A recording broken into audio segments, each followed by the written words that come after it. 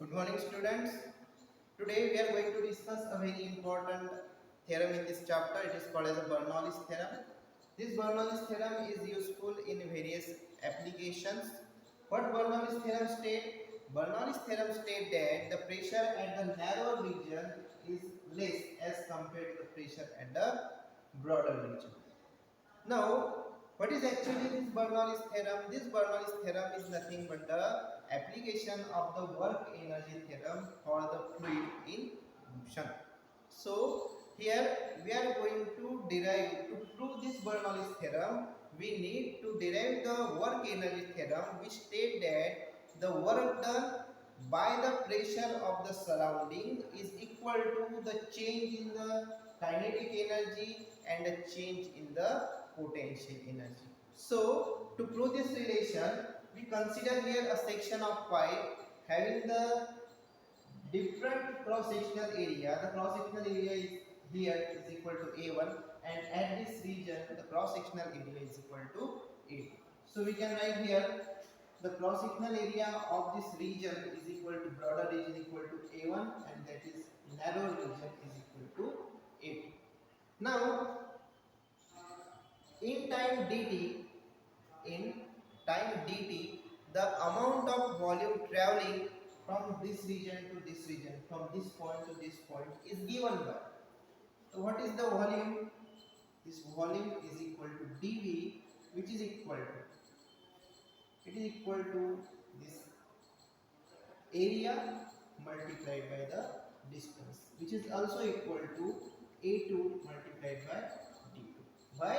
Because the amount of, for ideal fluid, for incompressible fluid, the amount of volume entering through the pipe is equal to the amount of fluid leaving through the pipe. So we can write here dV is equal to A1 D1, A2 D2.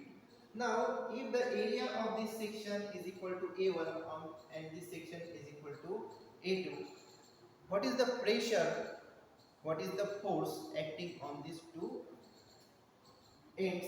So we can write here the pressure or the force F1 is equal to, it is equal to the pressure P1 multiplied by the area A1, and F2 is equal to the pressure P2 multiplied by A2. So what is the work done? What is the work done by the pressure on the fluid to travel this liquid from this section to this section? So we can calculate here the work done. What is the work done equal to? This work done is equal to, it is equal to the pressure multiplied by the volume minus the pressure of the second multiplied by volume. Why we take this equation? Because in this case we are considering that the gravitational forces are negligible and the work done on the fluid is totally due to the non-conservative forces, and this is nothing but the pressure. And we also stated that according to Bernoulli's theorem, what happens? The pressure at the broader region is greater as compared to the pressure at the narrow region. So we can take this P1 dV minus P2 multiplied by dV, because this pressure is less as compared to this pressure. So we can write this W work done is equal to, it is P1 minus P2, and is multiplied by the change in the volume or the volume travel from this point to this point in time dt. Okay, now to prove this relation, we use work energy theorem. What work energy theorem state? The work energy theorem state that the work is totally converted into the change in the energies. So what is the work done here? The work done here is equal to the sum of the change in kinetic energy and sum of the change in the kinetic potential energy. So here we can write this work done is equal to change in kinetic energy plus change in potential energy. Now, how this kinetic energy and potential energy changes? See, here this is the broader region and this is the narrow region. And according to the continuity equation we studied earlier, it said that the velocity at the broader region is less as compared to the this velocity. So as the velocity get changes, the kinetic energy of the fluid also get changes. Means the kinetic energy get changed when this liquid flow, this fluid flow from this region to this region. Similarly, what is potential energy? This potential energy change because suppose the distance of this surface area from a particular fixed layer is equal to h1 and this is at the height h2, then h2 is greater than h1, and if h2 is greater than h1 we know what is potential energy. Potential energy is totally depend upon the height. So if the height is greater, potential energy also greater, so potential energy also get changes. So we can say that during the flow of the liquid, the kinetic energy of the fluid as well as the potential energy of the fluid changes, and this sum is nothing but the work done on the volume dV. So first of all we calculate the change in kinetic energy. So kinetic energy at this end, what is the kinetic energy at this particular point? This is equal to 1 by 2 m v1 square. So we can replace this m, we can replace this m mass with the density of the fluid. How? It is equal to 1 by 2 rho, means density and multiplied by volume and multiplied by the square of the velocity v1 square. Similarly, kinetic energy of this region when the liquid is leaving from this pipe, kinetic energy second is equal to 1 by 2 m v2 square. Here also we can replace this m as 1 by 2 rho into dv into v2 square. So where is the kinetic energy is greater? Kinetic energy is greater at this point because this is the narrow region and the velocity is maximum. So here we calculate the change in kinetic energy, which is equal to, it is equal to kinetic energy 2 minus kinetic energy 1. So here 1 by 2 rho dV will be common, and here is v2 square minus v1 square. This is the change in the kinetic energy of the fluid. Now what is the potential energy? Potential energy 1 is the potential energy at this point is equal to, we know potential energy is equal to mass gravity multiplied by height, which is equal to h1. In the same way we replace m by rho into dV. Here also we can replace this m.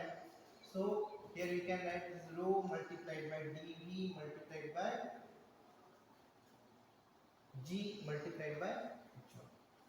Similarly, the potential energy at this point, at the surface area, is equal to mgh2, which is equal to again rho into dv into g into h2.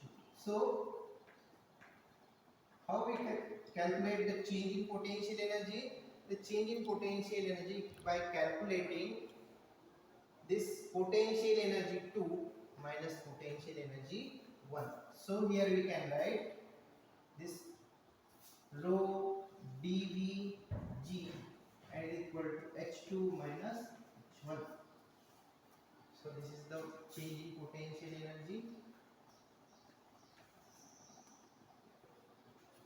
Now we keep this change in potential energy and change in kinetic energy in this equation. So we get this work done is equal to 1 by 2 rho into dv into v2 square minus v1 square plus rho dv g h2 minus h2. But we write here work done as equal to p1 minus p2 multiplied by dv. So here this p1 minus p2 multiplied by dv is equal to 1 by 2 rho into dV into V2 square minus V1 square plus rho into dV into G H2 minus H1. Here this dV will get cancelled, so we can write here as P1 minus P2 is equal to 1 by 2 rho V2 square minus V1 square plus rho G into H2 minus H1. So this is the general equation for the Bernoulli's theorem, but this equation we write in a simple way like this. This is P1 plus 1 by 2 rho V1 square plus rho G H1, which is equal to P2 plus 1 by 2 rho into V2 square plus rho G H2. So what is this? This is the sum of what? This is the sum of pressure energy at this point. This is the kinetic energy per unit volume at this point, entry point. And what is this? This is the gravitational potential energy per unit volume at this point, which is equal to the sum of pressure energy at this point plus kinetic energy per unit volume at this point and the potential energy per unit volume at this point. So we can say that the sum of the